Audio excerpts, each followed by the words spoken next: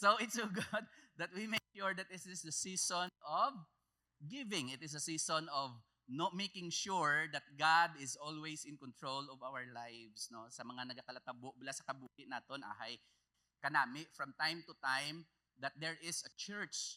No? May simbahan, kita bala nga ginakadtuan. No? Kay daw ba, grabe kayo ang pressure, ang ginatawag bala nga problema sang sini nga kalibutan, piribligid, no? It is only by the power of the Holy Spirit that we can continue to go on. Makapadayon kita. And we thank God for that. And of course, as what we have said, again, welcome to His Life Ministries, where imperfect people are perfectly welcome. And our vision statement will continue to glorify God and make disciples. So experiencing the miracle of Christmas. So makaistorya kita sa mga milagro nga gakatabo sa kabuhi sang tawo. We will talk about miracles. So that is why I tell the person again beside you, you are a miracle from God. Hambala siya bala? Oh, do hindi man magpati. No, do ay gapati, no, nga milagro na siya halin sa Dios. No? Kasi later on you will see that. Oh. So we talk about miracles of method, the miracle of method, the miracle of the manger, the miracle of the moment, and then the miracle of the message. And today we'll talk about the miracle of the manger, experiencing the miracle of the manger. We have heard a lot of sermon series about Christmas. Kabalo naman kita kung anong meaning sang manger. So hinay-hinayo naton nga maintindihan pagid naton personally kung ano ni siya bala ang ginatawag nga milagro halin sa pasungan. Sa Ilonggo pa pasungan. The thing that the animals, no, ang ginakan-an nila, a manger. So taken from John chapter 1 verse 1 to 5, this is the incarnation of God becoming man. Amo ni siya ang punto sang manger, amo ni siya ang punto sang pasungan nga ginatawag nga ang Dios nangin tawo kag nag-istar sa aton. In John chapter 1 verse 1 to 5, it says, in the beginning was the Word. And the Word was with God, and the Word was God. He was with God in the beginning. Through Him all things were made. Without Him nothing was made that has been made. In Him was life, and that life was the light of all mankind. The light shines in the darkness, and the darkness has not overcome it. And in John, we'll just jump in verse 9 to 14. The true light that gives light to everyone was coming into the world. He was in the world, and though the world was made through Him, the world did not recognize Him. He came to that which was His own, but His own did not receive Him. Yet to all who did receive Him, to those who believe in His name, He gave the right to become children of God. Children born not of natural descent, nor of human decision or a husband's will, but born of God. The Word became flesh and made His dwelling among us. We have seen His glory, the glory of the one and only Son, who came from the Father, full of grace and truth. And may the Lord add blessing to the reading of His Word. Brothers and sisters, this very morning, I just want to throw a question to you. Because we are talking about miracle, what miracle are you expecting as 2025 will end? Abi mapamuyong, tabi bisan 5 seconds lang kag magpaminsar bisang makadali, be? Ano nga milagro ang ginahulat-hulat nimo? Nga sabton sang Dios sa sini nga 2025. Ang iba nagayuhom, ang iba nagasampok ang kilay. No, makita ko gid mo diri. No, because whether we like it or not, there are miracles that we are waiting. Tood hindi. Hindi bala, may mga milagro kita nga ginahulat-hulat halin sa langit. Maybe ang ina nga ginapangamuyo, anaton nga milagro. Ahay basi, ina sa 2 years na naton nga ginapangamuyuan. Or sa sini, basi isa pa man lang ka tuig, kay matapos ang 2025. So, whether we like it or not, there are things that we are expecting from God. And brothers and sisters, even God is expecting something from us. And that is to worship Him and to make sure to experience the miracle of Christmas. Ready na ta? O, ari na ay.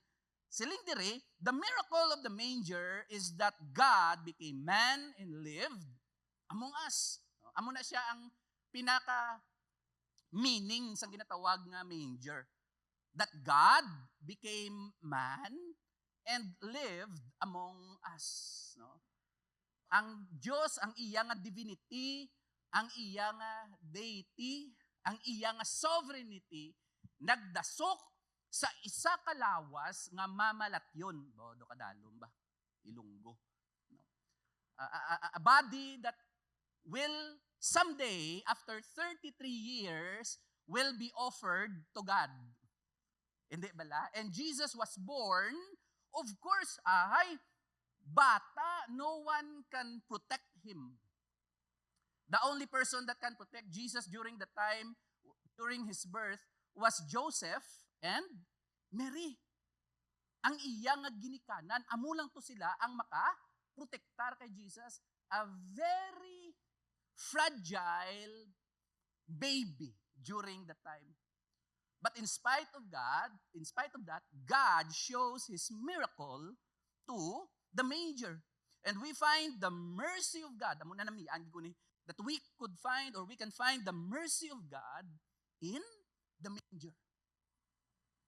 Ang kaluoy sang Dios ahay nakita sa sulod sang pasungan.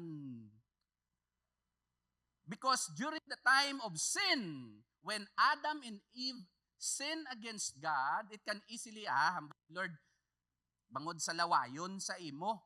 Oh, adan kag iba, pitikon ta na lang kamo. I will destroy the earth. God can do that. Hindi bala, pwede na mahimo sang Diyos.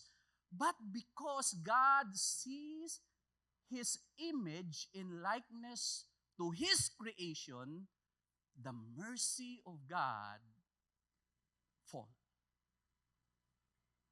Nag-abot ang kaluoy sang Diyos pamaagi sa isa kalawas ang isa kalapsag ahay nga mangin hari. But of course, the expectation of the Jewish people in Jesus' time was totally different because they are thinking about like David, a warrior with a lot of chariots and have soldiers, but was born in a manger. And that is the mercy of God. Mga utod ko, kung wala ang kaluoy sang Diyos, diin ayhan kita subong. Hindi bala?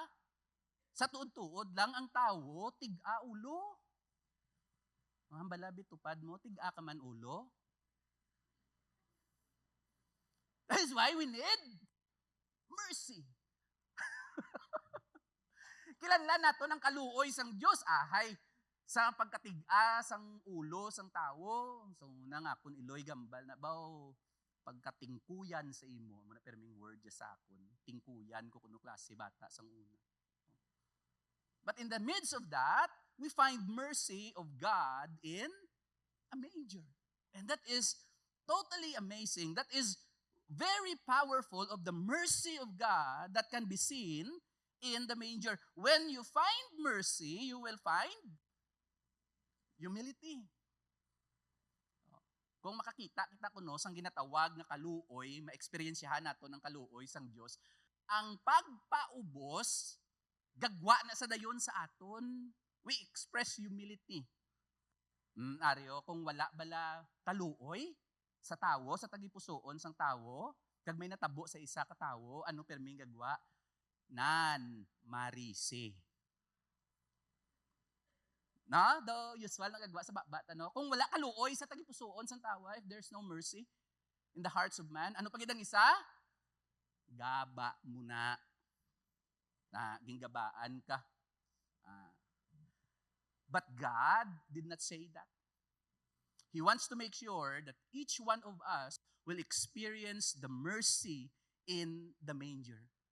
That we will experience the mercy of God and the miracle of Christmas in the manger. This is why greatness does not come from privilege or power, but from meekness, obedience, and love.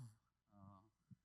Kisa miyari ta diri greatness, dikit dikit sa sindikit blambal nila kisa.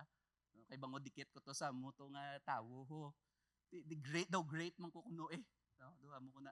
But here it says there, greatness does not come from privilege or power, but from meekness, obedience, and love. The manger shows us that God works through the simple and lowly to accomplish His greatest work. Man or God will not use a person that is filled with pride. Apostle Paul first have pride in his heart. But sang nasugata niya ang Diyos, ginano siya gani? Ginbulag. Kag for almost how many days that Apostle Paul struggled, he cannot see anything until such time that Ananias came nga nagpangamuyo sa iya. So that's why, brothers and sisters, we could use the greatness of God in our lives to make sure that our heart will be humble enough to reach out to the greatness of God. Kaya hindi natin malabot ang greatness ni God kung we will not be humble enough. That is why God uses the lowly to accomplish His greatness work. That is why miracles are not always a wow, but sometimes it's a why. Pamangkot. Kay man kita, amo permi ko ni ginahambal. We are always dependent on our five senses when we see miracles. No? But there are miracles that God knows. And sometimes, and not just sometimes, but most of the time, we question. No? Lord, dugay-dugay ko na ni ginapangamuyuan nga amo man ni Japon how. Nga Lord, for how many years that I've been praying, God, nga I have one of my life group, my heart, failure, hindi na mag-flow ang dugo sa iya nga left leg. And last 2 weeks, we are praying for miracles. Manugsulod ang Thanksgiving, November 30. We are praying, the family are praying, ga-video call, ga-bisita ko siya. Linga, Pastor, if God will heal me, these are the things that I will do for God. Siyempre, ginahambal yun na. But siling niya, May this November 30, I will be at the church. Makagwa na ko tani sa ospital para maghatag ko sang akon nga Thanksgiving sa kay Lord. While I was preaching at our 2:30 p.m. Mansilingan service, I drove back to the mansion to preach in our 4:30 service during November 30. Ang asawa nagtawag, and one of my life group passed away. He went with the Lord. Nagbalik siya, ginkuha na siya sa Diyos. And these are the questions that sometimes we question God. Because whether we like it or not, miracles happen every day in our lives. Ito lang di makita. But even death, for those that have relationship with Jesus, is the greatest miracle that we can have. Kisa hindi maintindihan, no? That's why isang nagligad nga si Manay, it's about method. Ang method, sulion, as ang method sang Diyos ang aton, mga paminsaron. That's why, most of the time, miracles are not always a wow. But sometimes it's a why. We question God. That's why in John chapter 1, verse 9 to 11, it says, the true light that gives light to everyone was coming into the world. Supposed to be amo ni siya ang wow mo. Galing he was in the world, and though the world was made through him,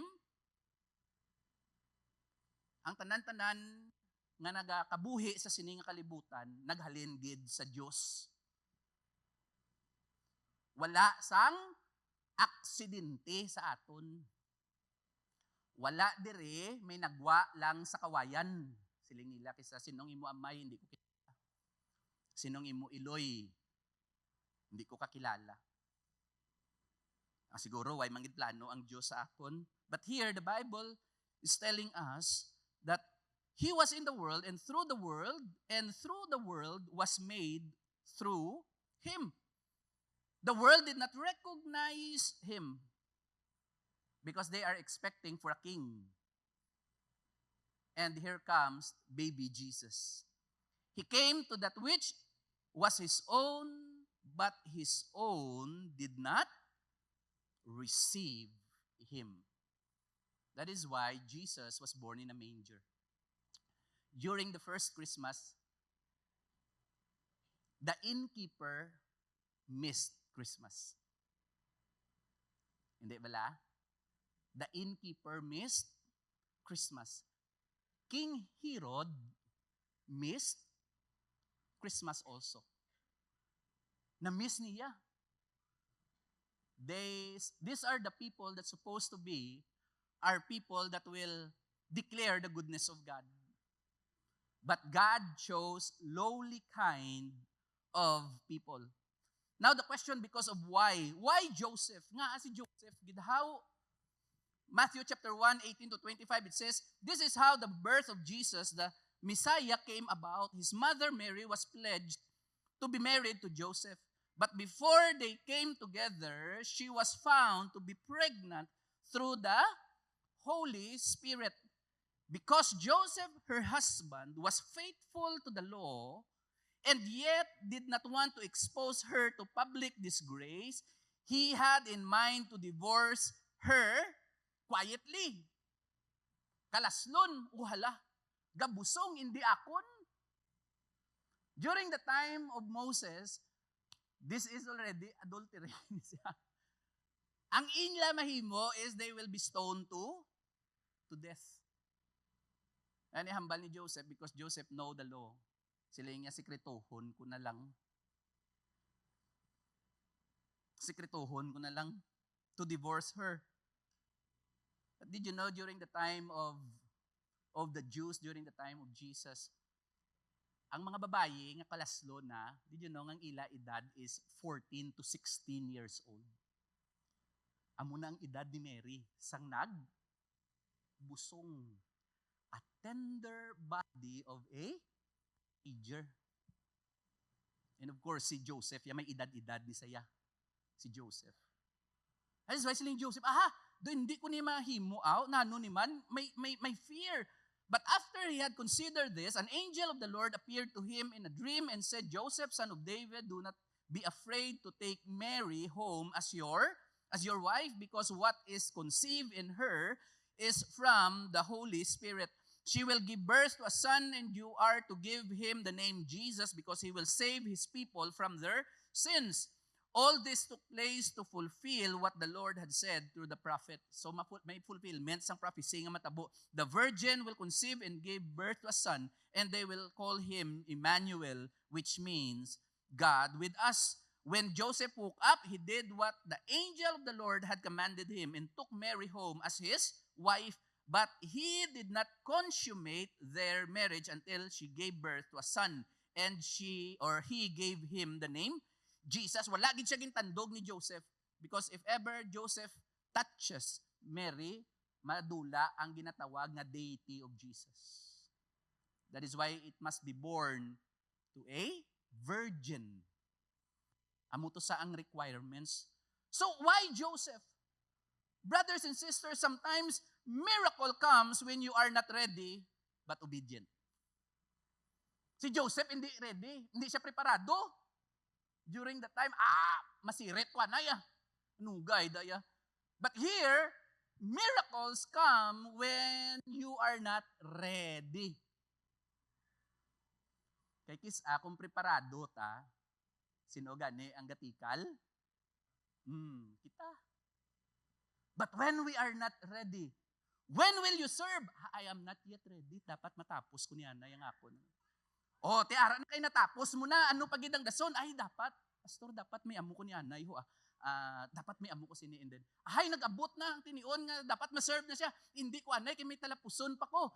And then, 20% came discount. Senior na siya. Will you serve? Do ka kaapoy, nagid. Brothers and sisters, we will not be ready po. Tuod na siya. Hindi kita ka-preparar.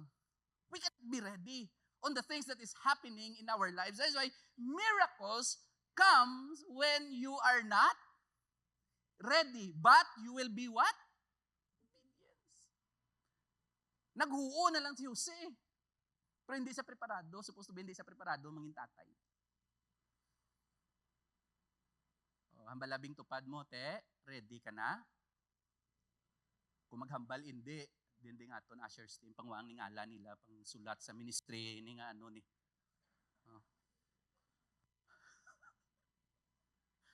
Because we cannot be ready. Hindi kita ya preparado. But when we are not prepared, miracles will come. And I hope and pray that the miracles that you are praying right now will come even if you are not yet ready. Because you will see the hand of God. Israel is not ready for Jesus. Hindi sila preparado. Ano ni? Ahay, lapsag ang nagwa. Why Mary? Luke chapter 1. In the 6th month of Elizabeth's pregnancy, God sent an angel Gabriel to Nazareth, a town in Galilee, to a virgin pledged to be married to a man named Joseph, a descendant of David. The virgin's name was Mary. In the 6th month, Then the angel went to her and said, "Greetings, you who are highly favored." Grabe, no? The Lord is with you. Mary was greatly troubled at these words and wondered what kind of greeting this might be. Nakatilaw ka muna kung may gapangamusta sa inyo ng hindi nyo kilala. Nga dugay-dugay na bla. Manghulam gini mo. Bayan mo ka muna nga, hindi, ako lang. And now, an angel of the Lord have a greetings. Ang bal ni Mary, tug-tug, tug-tug, tug-tug, kululbaan now. Do not be afraid, Mary. You have found favor with God. You will receive and give birth to a son, and you are to call him Jesus. Brothers and sisters, again, miracle comes to the troubled, but walking in humility. Ang pamangkot, may mga ginapaminsar ka bala, nga pamatyagan mo daw hindi mo kaya. Pero kabalo ka, nga ginapaubra na sang Diyos sa imo. Oh, by the way, another passage, si King Herod, when he heard the Magi says that the King of Israel will be born, he was also troubled. So that is why be very careful when your heart is troubled. Kabay pa nga mag-shift kita sa ginatawag like Mary, to be humble, walk in humility. Kay kung kung troubled heart kita, parihos kay King Herod, ano gani, nagwa ang pride. And he wants to make sure that he wants to kill Jesus. Gusto niya pat yun, si baby Jesus during the time. That's why miracle comes to the troubled but walking in humility. Here are some example. Why the shepherds? Ari kaladlawan ni ang istorya sa mga shepherds. And there were shepherds living out in the fields nearby, keeping watch over their flocks. At night, an angel of the Lord appeared to them, and the glory of the Lord shone around them, and they were terrified. Same. But the angel said to them, "Do not be afraid. I will bring you good news that will cause great joy for all the people. Today in the town of David, a Savior has been born to you. He is the Messiah, the Lord." So why the shepherd? Because brothers and sisters, we know that the shepherds are sinners. Miracle comes to sinners with a heart of repentance. Ang milagro gaabot sa isa ka makasasala kag may tagipusoon nga gapangayo sa pagpatawad sa Dios. Because the greatest miracle that happened to man is salvation. Ang pinakadako nga milagro nga matabo sa kabuhi sang tawo, ang kaluwasan nga mabato niya sa kay Ginoong Hesukristo. We have a member at his life that for 10 years he is praying for his husband. Muyo sa nga, Lord, takabay pa ng akon husband makilala ya ka. For 10 years, because every time nga mag-istorya sa siya husband, away, permit, introduce niya si Jesus. Sabi mo ko na nung iya ginhimo. Every night, before the husband lay his head, he prayed for the pillow. Lord, may my husband, O God, as he lays down, O God, he will encounter you. And lo and behold, after 10 years of praying, nagpalapit sa Diyos ang iya nga bana. And that is a great testimony. A sinner that knows how to repent. So why the shepherds? Nga agid bi ang mga pastol ni bi? Because the shepherds during the time are least of the society. Sila ang pinakanubo. Why the shepherd? Because they considered ceremonially unclean because they variably had to engage in financial transaction with the Gentiles. Amo ni siya ang gakalatabo. No? Supposed to be the Jews have no transaction to the Gentiles because kung matandugan mo ang Gentiles, maglabay ka lang gani sa ilang lugar, unclean ka na dayon. Tiyari yaho, kay bango they are businessmen, they are always engaging to the Gentiles. They were not allowed to worship at the temple. Just imagine, mayo lang kayang his life ministries where imperfect people are. Sino ka, diin ka? May asawa, wala, live-in, or ano. Okay, wait, taga mo sina. People are coming to make sure that what? They receive Jesus in their hearts. Tiyaring natabo, kag nga apagid, shepherds. Why? Because they were not allowed to testify in court because they were considered unreliable witness. Ang mga shepherds during that mga butigon, butigon ni sila. Ikaw, pastoraw, puwerte man ka butigon sang unay. Puwerte man. But God changed everything. In same way, to the lives of the shepherds. That's why isang pag-declare nila, nobody listens. Ano naman na, isang nanggagapon ng ginhambal mo nga si amo ni may amo to, tapos naglain naman istorya mo. Daw usual na siya, daw amo na permi ang mga shepherds sa una. Gani hambalang tupad mo, daw amo ka man na, bala siya be. But I hope, brothers and sisters, that we will see the miracles of God. Because man's heart are filled with mangers that can be used if we allow God to perform His miracles. Damo-damo mangers ang aton nga tagipusoon. Tuod na. And what is mangers? What is a manger? Baho. No? Damo higko ang manger. Basi gani guro may poop panada sang sapat. During the time when Mary and Joseph went in to the stable, ako na ni obra basi ga uy nano man to na at lapakan taman. No? And then they lay down Jesus. Because brothers and sisters, again, we have mangers in our hearts that if we allow God to use it, He will perform His miracle. And I hope and pray as we end this 2025, we allow our hearts. Pagamit natin tagipusoon sa Diyos. No? We are praying for a successful year ahead.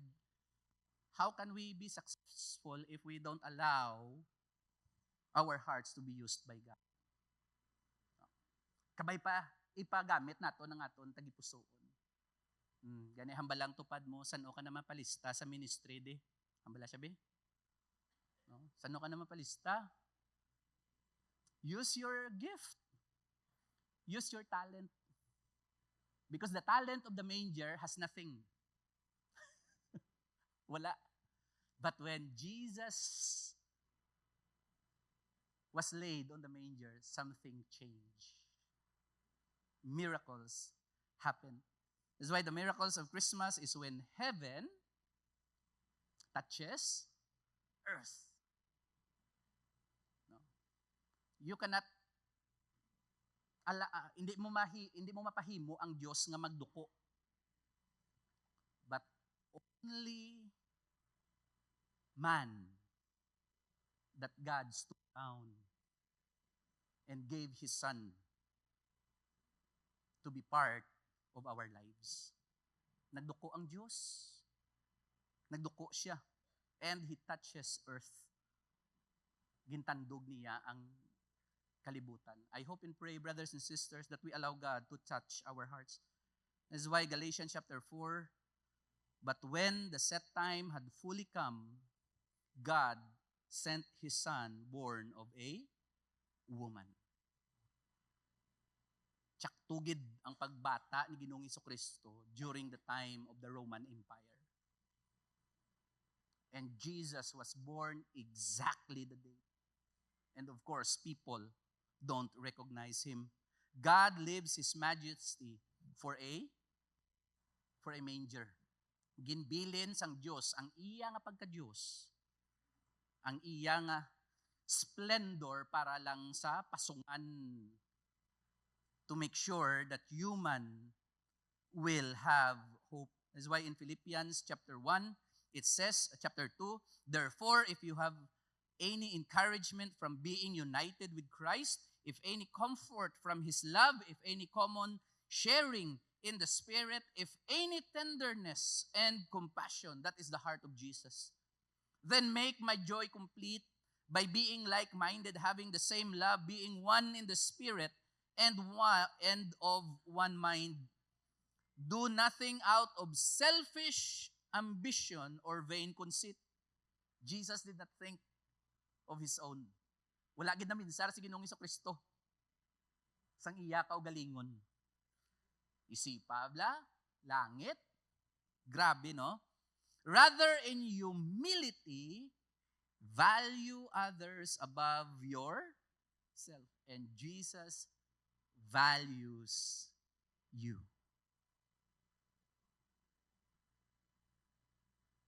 Jesus values you. Kisabi naton wala na ta value. No. That is why Christmas must come.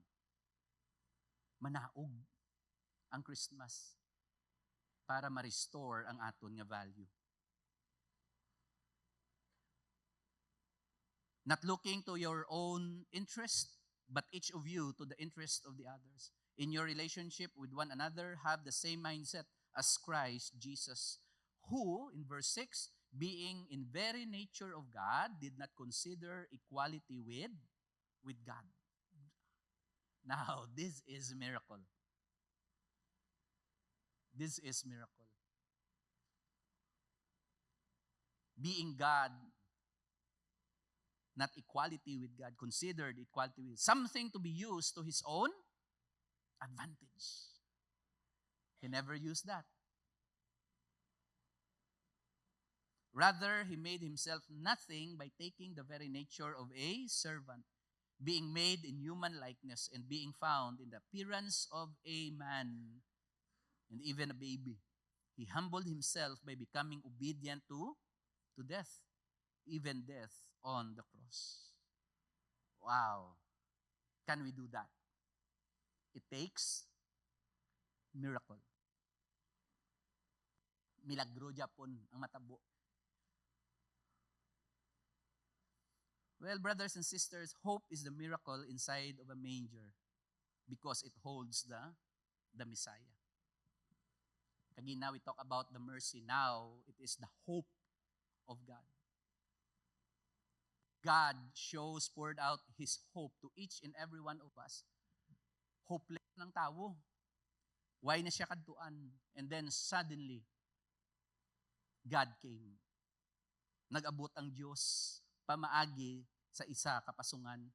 That is why in John chapter 1 verse 3, through Him, all things were made, and without Him, nothing was made that has been made. That is why hambalaliwat ang tupad mo, may plano ang Diyos sa imo. Hambala siya. Wala na gabasi sa edad ha. Beto, pastor, do may edad na wala. Why na gabasi sa status ang imo nga kabuhi? Because God can use you. Even our hearts are filled with mangers. Gamiton gid sang Dios. That's why gin-confirm lang gid ni Apostle Paul.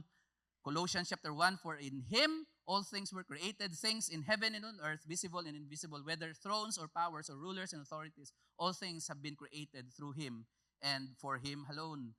Now, how to experience the miracle of the manger? Number 1, surrender your will. You want the miracle of the manger? Mao, ari na. Basta gani, kabubuton ang istoryahan. May wrestling gid nga matabo. Hindi bala? Because sometimes, and most of the times, hindi lang sometimes, ito ng kabubuton ang labaw pirmi sa aton. That is why in John chapter 1, in the beginning was Word. In the beginning was the Word. He is already with God. But Jesus came here not in His own will. He surrendered His will to God the Father.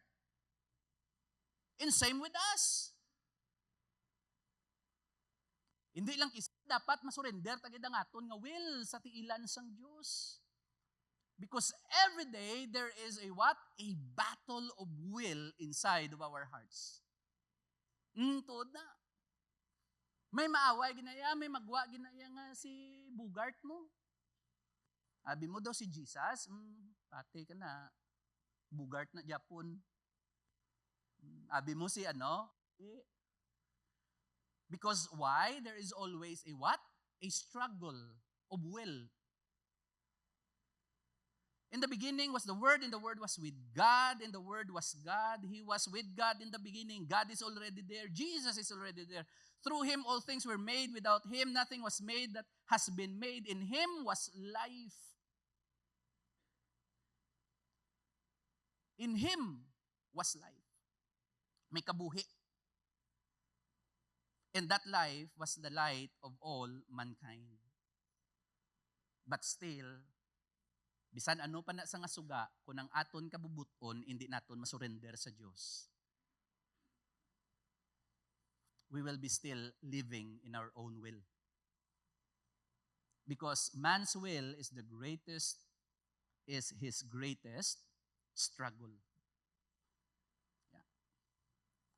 Maaway lang gid kamo. Ikaw pa lang na gani. Ang will bisang imo, bi asawa, be. O kung tupad mo asawa mo, pangilayi lang nay. Imo pa lang na will. Kung ang will pagid bisang spouse mo, be. Ang will pagid bisang iban nga tawo. Sus, kasadya pagid guro, no? But here, it is the greatest struggle of man. That's why in 1 Corinthians chapter 4, this then is how you ought to regard us as servants of Christ. As servants of Christ. If our will is surrendered to God, we are the servants of Christ. And as those entrusted with the mysteries of God has revealed, now it is required that those been given a trust must prove faithful. And we cannot be faithful if we are still living on our will. I care every little if I am judged by you or by any human court. Indeed, I do not even judge myself. My conscience is clear, but that does not make me innocent. It is the Lord who judges me. Brothers and sisters, surrendering your will to God lies at the very core of whatever grieves you. Kung ano lang pinakasakit-sakit bala, ara na da sang tag-ubwar. Surrendering your will to God lies at the very core of whatever grieves you. And surrendering in absolute trust to God. That's why in Luke chapter 22, Father, if you are willing, take this cup. This is the time when Jesus is about to be crucified. Kaya kabalogi si Jesus, nga sakit-sakit, gidya. Kung pwede lang, Lord, kakasa ni Lord. But not my will, but yours. Be done. Can we pray this prayer? Aha. Do ka budlay, gid. No? Siya lang, Lord, pagyaw. Siya lang, biyo. Hindi lang ako. But Jesus says, not my will, but yours be done. Denying self will compel us to surrender our interest and even our rights to God. Number 2, dasigong na lang how to experience the miracle of the manger, sacrifice your wants. Surrender your will, now sacrifice your wants. Damo ta gusto ay. Gid. Hindi na ta magplastikanay. Oo, gid damo kita gusto. Ikaw, pastor, wala. Ay, sos, may gusto ko. Ya, damo ko gusto. Kung pabayaan mo lang ang akong tagipusoon, damo ko gusto. But here, God wants us to sacrifice our wants. And the true light that gives light to everyone was coming into the world. He was in the world, and though the world was made through him, the world did not recognize. Damo gusto ang Diyos. Galing ang tao lang ang reject. Damo gusto ang Diyos sa aton. God wants us to live a holy life. God wants us to live a life that is filled with forgiveness in our hearts. God wants us to live in a life that is filled with humility. God wants us to live a life that is filled with righteousness, with peace, with a good relationship to one another. Amo nang gusto sang Dios, galing ang tao, dali lang gid Lord. Daw wala pa ko kapasarda sa ina ang ginapaubra mo sa akon, mabalos ko anay, dali lang gid. And he came to that which was his own, but his own did not receive him. That is why Will Graham says, ang bata ni Billy Graham, a sacrifice that cost nothing is worth nothing. Kung may sakripisyo ka kuno, sakripisyo ka nga may biligid. Ang ina nga bili is ang gusto mo. Ang gusto mo gid bala. That's why obedience is the foundation for sacrifice. We have to make sure that we are obedient to God. True sacrifice will cost you something. Ang matudtuod nga pagsakripisyo, makahatag gina sa sang isa ka bagay sa aton nga kabuhi. It costs us something when we truly sacrifice to God. This coming December 22, we will have a call conference. Sino to ding nagtindog? May nakita ka mo ding may nagtindog ding nga pastor sa kuno? Kag pa to? And amuna siya ang ginatawag kag sinode ang willing to be part of the ministry. Are you willing to sacrifice? It is a call from God. And lastly, number 3, how to experience the miracle of the manger, submission of your weakness. Tanan-tanan kita may kaluyahon. May ara kita kaluyahon. That we have to make sure to submit our weakness to God. Yet to all who did receive Him, to those who believe in His name, He gave the right to become children of God. Children born not of natural descent, nor of human dissension or decision or a husband's will, but born of God. Brothers and sisters, God will use our weakness for His glory. Gamiton, ginasa sang Diyos. Kisabi, mahilig kita magpanago kung may weakness ta. But if we believe in the miracle of the manger, the miracle of Christmas, God will use our weakness.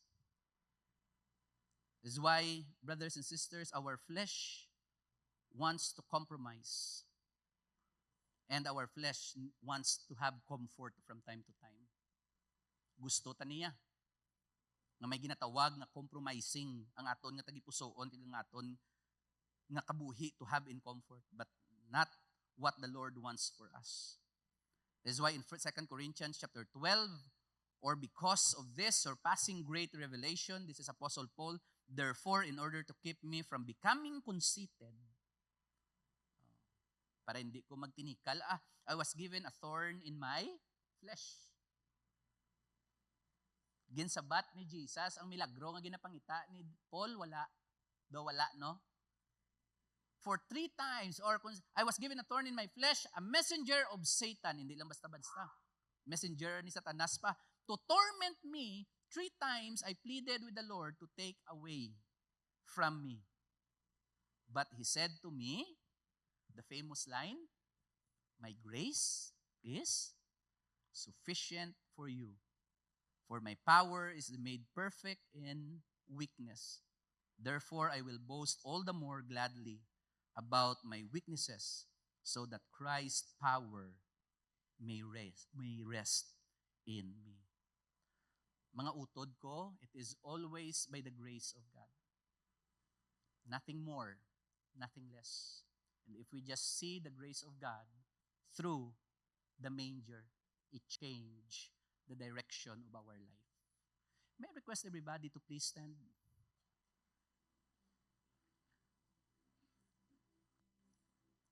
Christmas introduced an amazing grace inside the manger.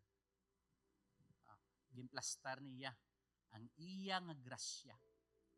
There is mercy, there is hope, and there is grace in the manger. Of course, there will be salvation.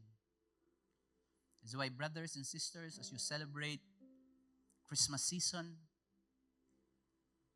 may we not forget that when we have our Christmas party, Christmas for the family, let's always point it to Calvary. Tudlo tagid pirmi sa Calvary, and from cradle to the cross. Let's come to the Lord in prayer.